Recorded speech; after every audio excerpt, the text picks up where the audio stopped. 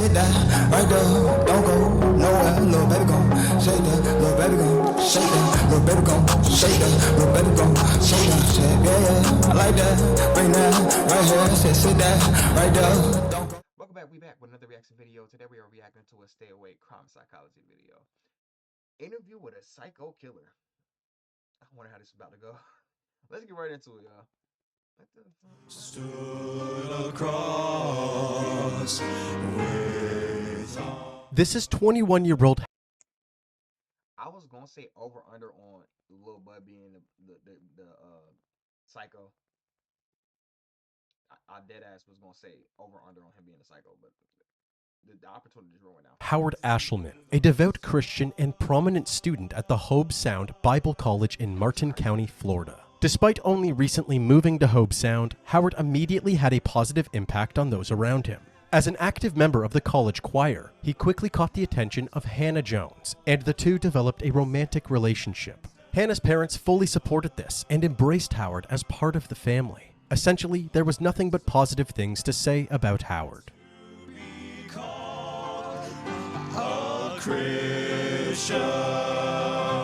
However, No racial, no offense. That song sucked, yo. Like, bro, I don't want. I guess it's Baptist church music. Killing y'all, smoking y'all boots. That shit ain't have no bop to it, bro. Like, bro, that shit was butt. I'm sorry, like, respectfully, my nigga, I don't know who wrote that song. Get that stuff out of here, man.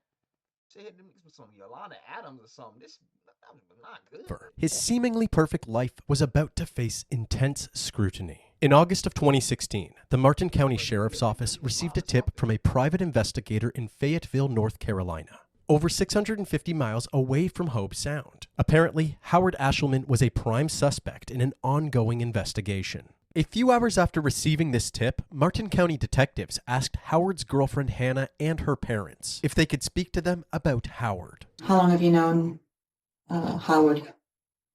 Since Late August. what have you been told by anybody? He mainly sold drugs and he was in some gangs.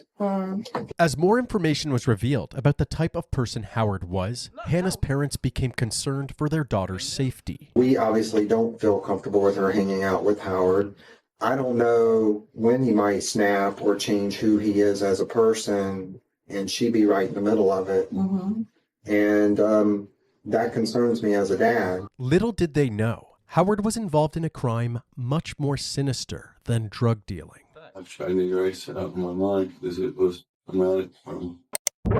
2 years earlier, on August 24th, 2014, a man named Pete Chambers reported his 28-year-old son James missing to the Fayetteville Police Department in North Carolina. On August 14th, 10 days earlier, James needed a drive home from his full-time job as a construction worker before he headed to his part-time job as a lifeguard at Lake Lehman.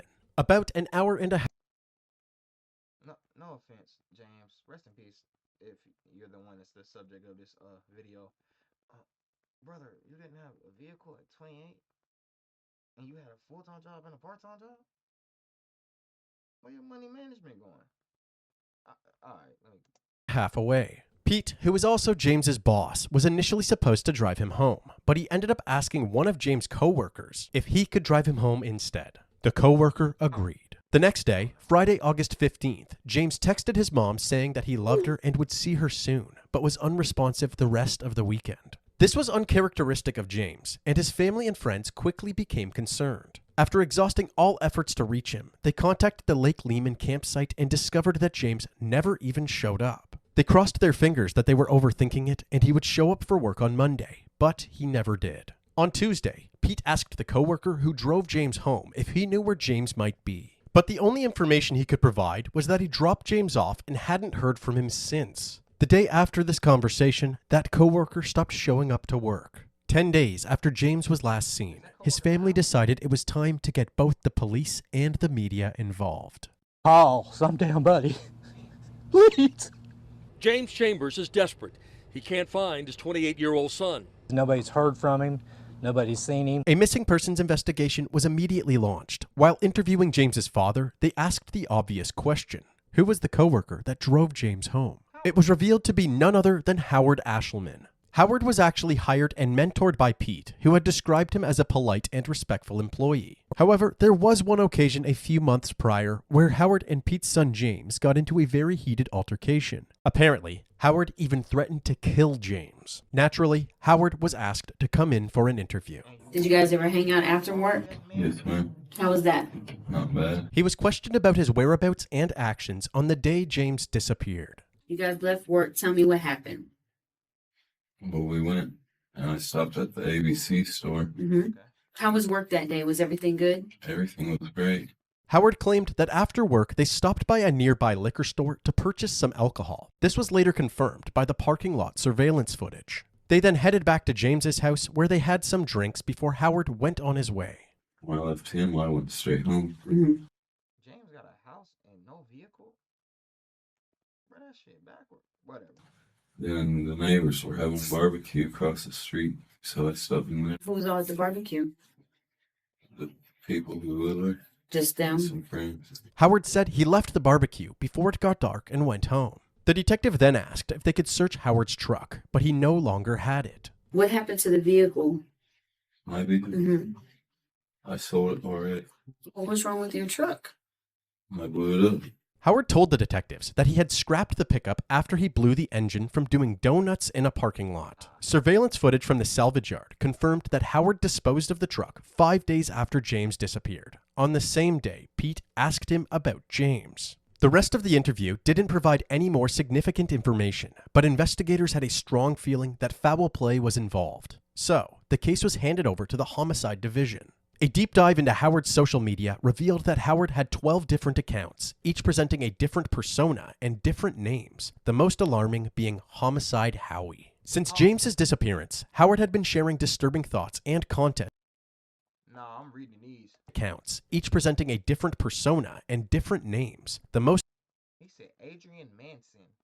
And like Charles Whip a homicide. alarming being Homicide Howie. Since James Bitch, I get more than that. You might shoot fast, but I shoot faster. Ooh, sound like King Von hunt them off. Yeah, I'm pretty sure that's the derogatory word. Bust your cigarette ass like a big contractor. Light that muff up like a firecracker. All said and done, you in a trash compactor. Ooh, he's spitting out them muff.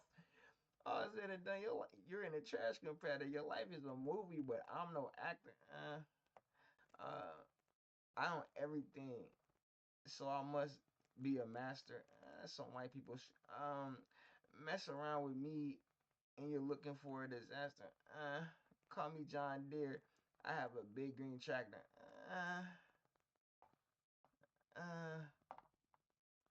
Maybe if you would use Deere on like some homophones.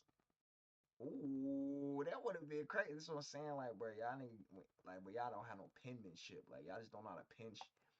I have a big green tractor. Yeah, them bars are definitely bored. But I ain't gonna lie. Now, if you pick up the pace in the first 3 bars, nigga, snap. James's disappearance, Howard had been sharing disturbing thoughts and content about I had a very strange dream about you last night. I wonder if it's because I burnt all your things last night. What the? So he do the rap, and he do the horrorcore music. Okay, call me a cannibal or a carnivorous animal, cause I tear your face off. And I tear off your face. No, but you need more bars in between or something, or a slant rhyme or something. This shit was not it. things like cannibalism and mutilation of a body. Detectives decided to look into Howard's cell phone records. And during the time that he said he was at the neighborhood barbecue, his cell phone location was at Murphy Road. Howard was then brought into the station for another interview and confronted with this evidence. When you left James' house, where did you go? Home. Where were you at for the whole evening? I was at the house and my friends across the street. Your cell phone was pinging at this place for almost 2 hours. Okay? So that means you're within this 3-mile radius. That means you're not at home. I think I can explain it. Okay, well, explain it to me. Reno's house is in here somewhere. Okay.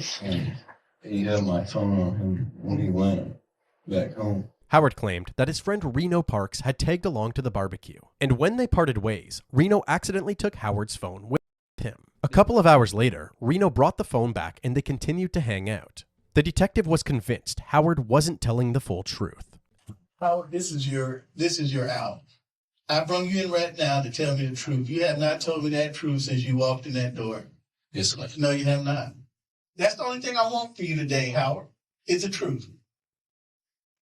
I'm sorry. I mean, some of this stuff, it's not like it happened yesterday. After yet another fruitless interview, investigators decided to look into Howard's friend Reno. They discovered that Reno had an extensive criminal background and was currently out on parole. But when they tracked him down, he declined to speak with the detectives. With no concrete evidence connecting Howard to James's disappearance, no more persons of interest to talk to, and no sign of James's body, the case stagnated for months. Missing for more than 2 months. His family calls his disappearance a mystery. I know I'm looking for my son's body because I know James wouldn't do this. Right. And to know he's out there like a piece of trash. And to go to bed at night thinking that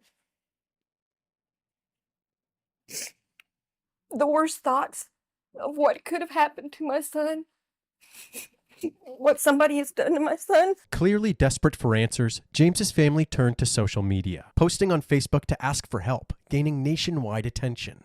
This resulted in a non-profit for missing children called the Polyclass Foundation, helping circulate thousands of missing posters for James. Unfortunately, their efforts continued to come up short. James's parents had already lost their youngest son 6 years earlier, and the idea of losing another son was becoming a painful reality. On August 8, 2015, nearly a year since James's disappearance, Howard once again caught the attention of authorities. But this was unrelated to the James Chambers case. Howard's girlfriend reported him to the police for domestic assault, and charges were placed. However, she did not attend her pretrial hearing, so the case was dismissed. This was a slap in the face for the Chambers family, who believed Howard was dangerous. Frustrated, James's parents reached out to David Marshburn, a well-known private investigator. He agreed to help, and the first step was searching the Benson's family property, a piece of land owned by the elderly couple that Howard lived with. The Bensons agreed to the search, and Marshburn quickly discovered something big. It turns out that when Howard scrapped his pickup truck, he kept several parts, including the windows, radio, and seat belts. Lo and behold, there was blood spatter found on one of the side windows and the radio.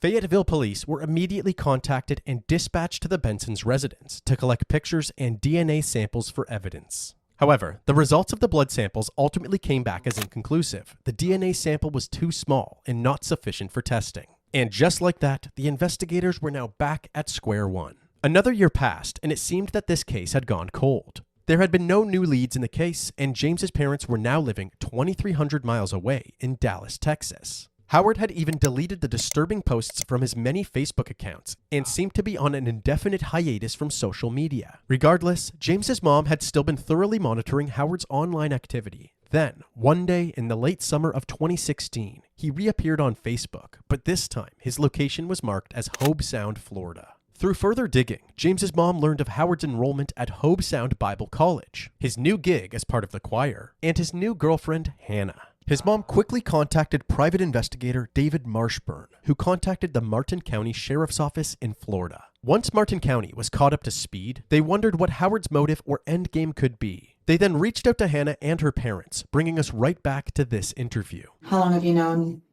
Howard? Since Late August. What have you been told by anybody? That he shot her. Killed her. He didn't care a lot about what people thought. If they didn't do what he wanted, they'd just shoot him. So you talked about shooting people before? Mm-hmm. Soon after this interview, Howard was asked to come into the station for an interview of his own. Right off the bat, Howard pulled back when the detective tried to dive into his past. I don't want to go through that. Well, I understand, but we need to try to. I've tried to erase it out of my mind because it was traumatic for me. Right after that, I started using drugs real heavy. Mm-hmm. And I kind of fried my brain. Okay. But I'm sure you still remember I remember a little bit and stuff. The detective made his stance clear, that he believed James was dead and that Howard knew what had happened. Their next move was to try and convince Howard to confess by appealing to his newfound faith. You have made a decision to be a different person, to be a good Christian, to be a leader of the Christian faith. Unfortunately, nothing was working. I'm about to get up and walk out. Christians got bodies. This interrogation essentially ended there, but after leaving the station, Howard met with Hannah and she decided to confront him about the allegations herself. As they spoke, Howard was unaware that Hannah was secretly recording their entire conversation with her phone. Who got killed? Whether it was you or not, who got killed? Babe. Did you do something? What? Tell him. I can't. Did you kill the person? Tell me. I don't have to. No, you don't have to. You sure you know? You didn't. You told me you didn't. You did? Although Howard never verbally admitted to killing someone, Hannah claims that he nodded his head yes. But before this recording could even be submitted to the police, Cause I'm trying to figure out how you don't figure out that she's trying to yam you up, gang. I'm so surprised that he ain't start trying to domestic violence. Like, you working for the feds, shorty? What you got going on? Martin County received even bigger news when Howard called them saying he was ready to confess. They set up a meeting between Howard, Hannah, her parents, and one of the detectives at a nearby Walgreens. I'm definitely going to do the right thing. I'm not trying to run or nothing, you know. Okay, I can believe you. Right after saying this, Howard was advised by Hannah's parents not to speak without legal representation. When the lawyer arrived, he advised Howard to hold off on talking until they discussed this decision. Everybody parted ways, but Howard's troubles were far from over. After his college was informed of the allegations, his enrollment was terminated. College president Daniel Stetler released a video statement addressing the community about the recent developments. When he shared the incident with us, we realized it was very serious, and we told him that he could no longer continue as a student at Hope Sound Bible College. We urged him to go back to North Carolina and make confession to the proper authorities. Soon after this statement went public, Fayetteville prosecutors decided to offer a plea deal to Howard, aiming for a 15 to 20-year sentence for second-degree murder. Howard agreed. He drove all the way from Hope Sound to Fayetteville on the day of his hearing. But once he got there, he got cold feet and went back to Hope Sound. The same thing happened a year later, in December of 2017, when prosecutors gave him an ultimatum. Come back to Fayetteville and confess, or they would proceed with a trial. Howard complied, once again returning to Fayetteville, but once again disappearing. This time, he didn't head back to Hope Sound. His whereabouts were unknown. Even the public defenders representing him had no idea where he was. They contacted the Violent Criminal Apprehension Team, and within 48 hours, Howard was located and arrested near the tiny town of Randleman in North Carolina. Investigators learned that 2 days before Howard was found, he and Hannah, who is now 18 years old, had driven to Johnson County to tie the knot at a local courthouse. What? I don't know if Hannah just stupid or she dumb. You're telling me you married that you tried to get locked up for a murder? That your parents said we're scared of what he might do to her? Well, I mean, clearly you don't care about your parents' wishes or thoughts or none of that shit. But then again, your parents, it's kind of like, yeah, you shouldn't tell them anything when I'm a lawyer. Now, while it's solid advice, he committed a cold-blooded murder. Now that they were married, Hannah had spousal privilege, meaning she would not have to testify against Howard during the trial. But this ultimately didn't matter, because after being taken into custody, Howard officially accepted the plea deal. The plea deal required a full confession, so they brought him into the interrogation room for a final interview. I don't know why I did what I did. According to Howard, on the day James was killed, they left work and stopped at a liquor store, and then went to James's house. They then decided to hang out at the Bensons, but on the way, James said he wanted to go see someone who owed him money that he would beat up if he didn't pay. Howard didn't want to get involved, so he refused, and a heated argument ensued. So, Howard pulled over, went to the back of his truck, and grabbed a rifle. I just wanted to scare him and tell him to... Oh my God, bruh. I don't know what is to y'all? I don't know what's up with y'all in this. I wanted to scare him, bro. That's not a valid reason to pull a gun out on somebody, bro. Like, you can't use your words first, bro. I'm not doing it. We not about to have an argument, nigga. This is my vehicle. I'm not about to go drop you off for you to go commit an assault charge. This is not gonna happen. Like, I don't believe this. Now, granted, you can use a weapon to scare somebody. You can. But I'm telling y'all, when y'all use the weapon to scare somebody, are y'all pointing the weapon at them? Because if you scary and you trying to scare somebody, the next thing you're going to do is shoot them. Back off, basically. And I didn't even look through the scope or nothing. I just raised up and squeezed the trigger off. It wasn't my intention to hurt him. I just wanted. It wasn't your intention to hurt him. You shot at him.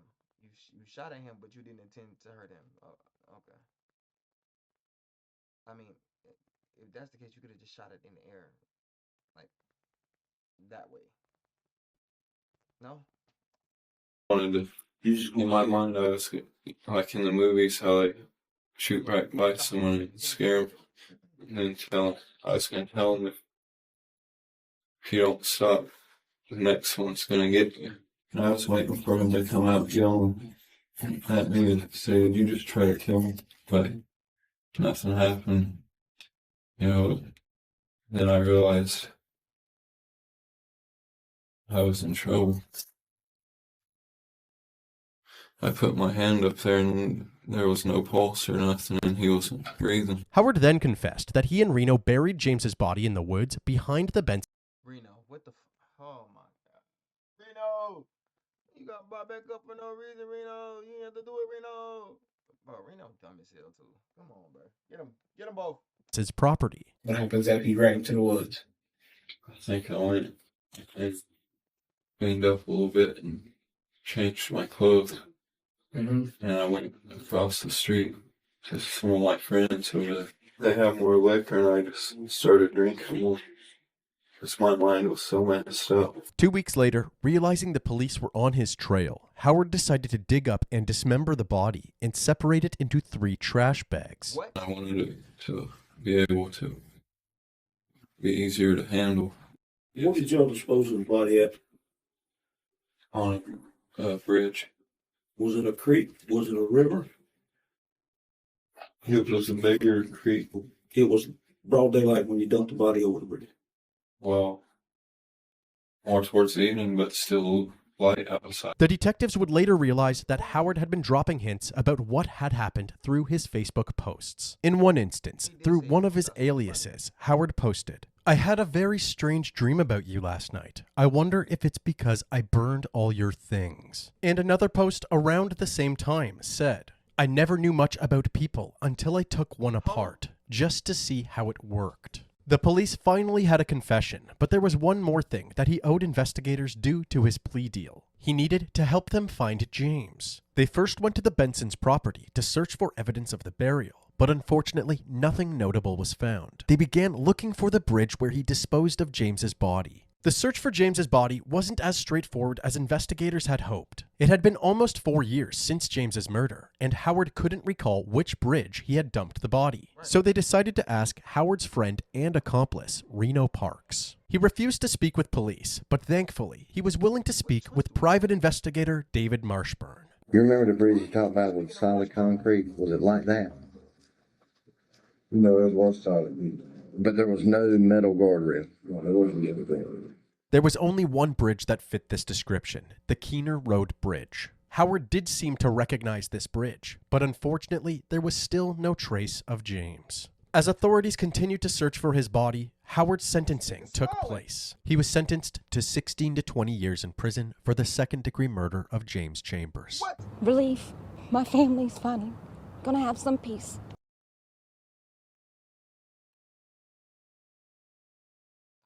I get it. They argued the plea deal. I understand that, but nigga, no. 15 to 20. Second degree. Bro, he chopped the nigga body up. That's what we're doing? He chopped his body up. That's what we're doing. On February 21st, 2018, Howard's sentence began. He currently resides at the Columbus Correctional Institution in Whiteville, North Carolina. To this day, James's body has not been found. Damn shame. Couldn't even find a body, bro. Like, that alone should have invalidated the plea deal. Come here with this life sentence. Rest in peace to James. My condolences to his family. This guy, they got 15 to 20. This guy.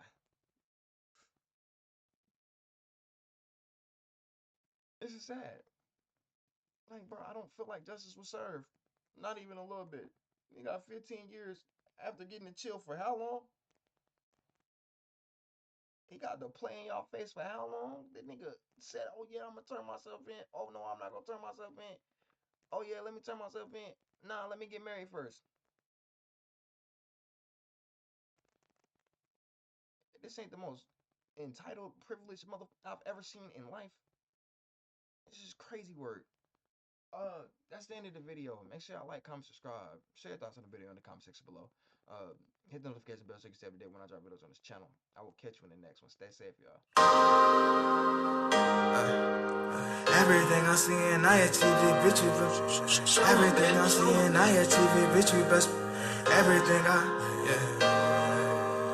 everything I'm seeing, I achieved it, bitch, you best believe it. It has been my Nintendo switch it, don't kick it with my kinfolk. Haters just be talking, so I really do not need their info. Yeah, their info. Yeah.